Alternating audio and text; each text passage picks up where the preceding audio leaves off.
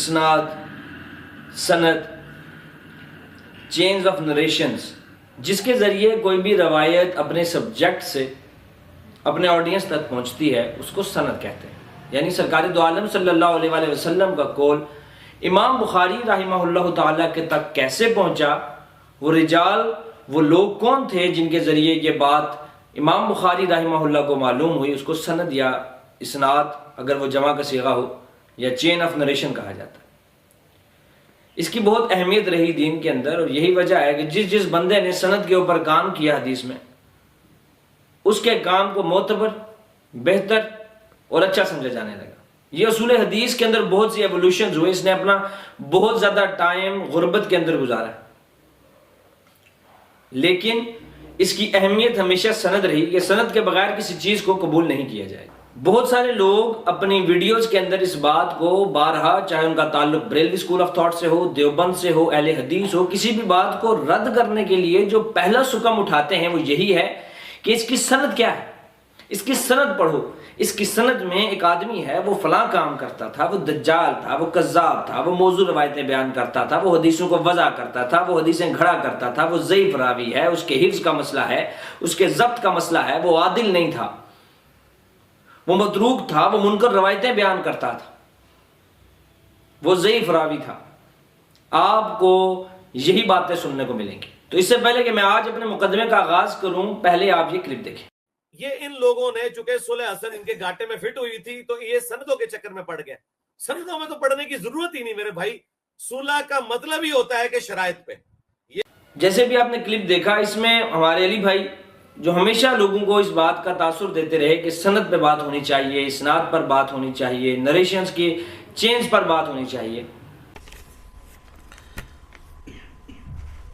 جہاں تک تاریخ کا تعلق ہے تو تاریخ دانوں نے بڑی محنت کی، ہمارے بزرگ ہیں، لیکن انہی بزرگوں نے ہمیں یہ بات سکھائی کہ بغیر کسی کی سند کے حدیث کو قبول نہ کیا جائے، اور حدیث میں سند بھی ملے تب بھی اس کو صحیح اور ضعیف اور موضوع کا فرق کرنا ہے.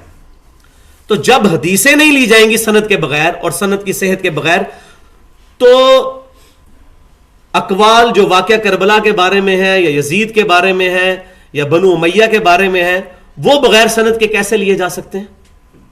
ہم نبی صلی اللہ علیہ وسلم کا فرمان نہیں بغیر سند کے قبول کرتے، حالانکہ ہمیں کہا جاتا ہے یہ حدیث ہے.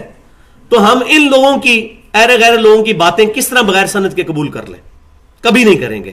یہی ہمارے محدثین رحمہم اللہ نے ہمیں درس دیا ہے. علی بھائی کے اسٹوڈنٹس ہمیں اکثر اس بات کا تانا مارتے ہیں کہ آپ اصول حدیث نہیں جانتے. بالکل سر، ہم تو طالب علم ہیں حدیث کے، اور 100% کوئی بھی کچھ بھی نہیں جانتا، لیکن ہمارے دعوے نہیں ہیں.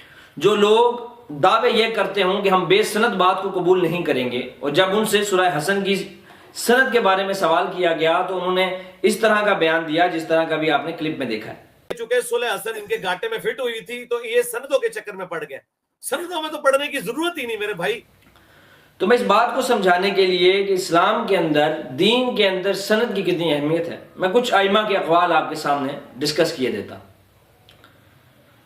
سب سے پہلے امام شافعی رحمہ اللہ تعالی فرماتے ہیں کہ جو شخص بغیر سند کے علم حاصل کرتا ہے، بغیر دلیل کے علم حاصل کرتا ہے، وہ ایسے ہے جیسے رات کو لکڑیاں اکٹھے کرنے والے کی طرح، کہ وہ لکڑیوں کا گٹھا جمع کرتا ہے جس میں اژدہا ہوتا ہے، اسے معلوم نہیں ہوتا اور وہ اس کو ڈنگ مار دیتا.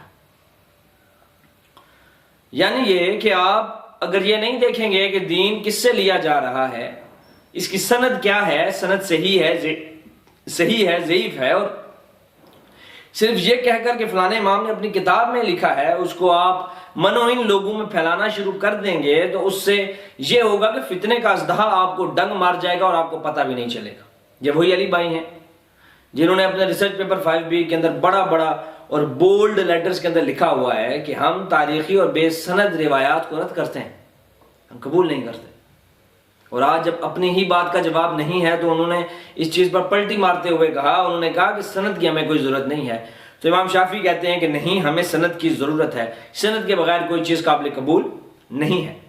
امام ابن سیرین تابعی رحمہ اللہ تعالی فرماتے ہیں کہ یہ حدیث دین ہے، لہٰذا تم دیکھو کہ کس سے دین لے رہے ہو، دیکھو کہ یہ بات کون کر رہا ہے.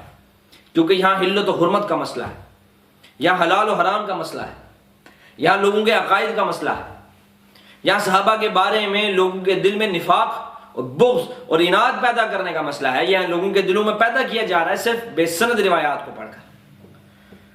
اسی طرح امام ابو حنیفہ رحمہ اللہ تعالیٰ کے شاگرد خاص حضرت عبداللہ ابن مبارک رحمہ اللہ تعالیٰ فرماتے ہیں کہ سند دین ہے، اگر سند نہ ہوتی تو ہر کہنے والا جو اس کے جی میں آتا کہہ دیتا، اس کو دین کا حصہ شمار کر لیتا۔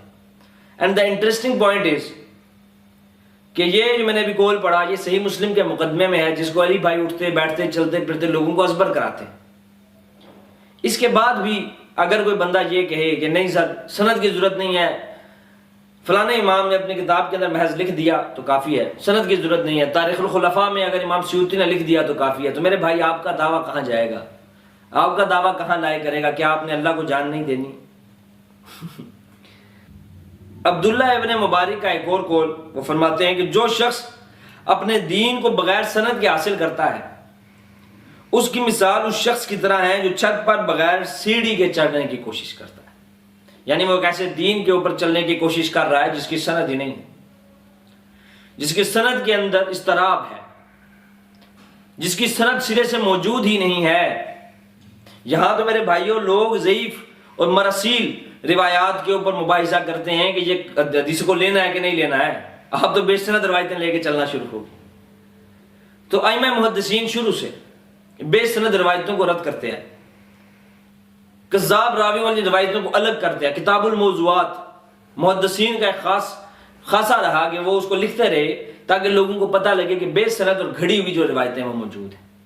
ڈاکٹر محمد السلابی نے کتاب تحریر کی سیرت کے اوپر، اور اس کے اندر وہ ہمیشہ کچھ ایسی روایات لازمی لکھتے ہیں جو بے سند ہیں، اس کے اوپر لکھتے ہیں باطل احادیث، جھوٹی من گھڑت گھڑی ہوئی احادیث کا مجموعہ۔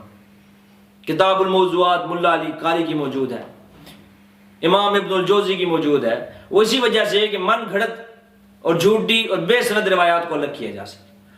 تو حاصل کلام یہ ہے کہ آج کے دور میں یہ بات کہنا کہ اصول حدیث میں یا واقعات کو سمجھنے کے لیے ہمیں سند کی کوئی ضرورت نہیں ہے، یہ جھوٹ ہے، بکواس ہے، اور اس کا حقیقت سے دور دور تک کوئی لین دین نہیں ہے۔ اور اس طرح کی بات جس کے ساتھ سند موجود نہ ہو وہ کسی صورت بھی قابل قبول نہیں ہوگی، چاہے اسے کوئی بھی بیان کرتا۔ تو دعاؤں میں یاد رکھیے گا، انشاءاللہ اگلی نشست میں پھر ملیں گے۔ السلام علیکم ورحمۃ اللہ وبرکاتہ۔